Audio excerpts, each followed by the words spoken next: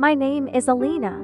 I was 16 when my life changed in a way I never saw coming. It started like any other teenage story. Late night chats, butterflies, secret glances across the classroom. His name was Daniel. He made me feel seen, heard, important. We weren't really dating, but there was something enough to blur my judgment one night at a friend's party. That night became the beginning of something I wasn't ready for. A few weeks later, I noticed the symptoms.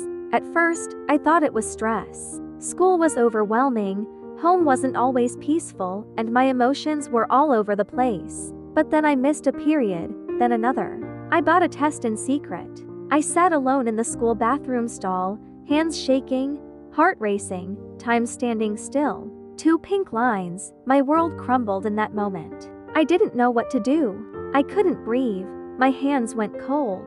I was 16 and pregnant. I couldn't even figure out how to pass my math class. How could I possibly raise a child? When I told Daniel, he froze. He didn't say a word. The next week, he stopped replying to my texts. Then he stopped coming to school altogether.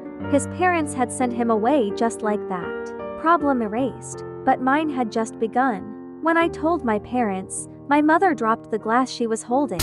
It shattered against the kitchen floor, just like her hopes for me. My father didn't yell, he didn't speak. He just looked at me like I was a stranger. That silence hurt more than any words ever could. In the days that followed, I became the center of hushed whispers, cold stares, and slammed doors. Friends I laughed with on Monday crossed the hallway to avoid me by Friday. Teachers looked at me differently. Even my younger sister, barely 12, wouldn't talk to me. I felt like a ghost in my own home. One morning, my parents sat me down. My father, still unable to look me in the eyes, spoke first. "We can't raise this baby for you. You'll have to make a decision." Decision? As if I hadn't already made too many. I nodded through tears. I packed my things that evening.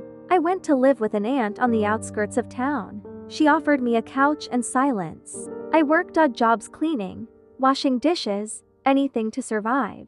I couldn't go back to school. I was always tired, always hungry, and always scared. Nights were the hardest. I would hold my stomach and whisper, "I'm sorry," over and over again, but my body was tired. It was weak.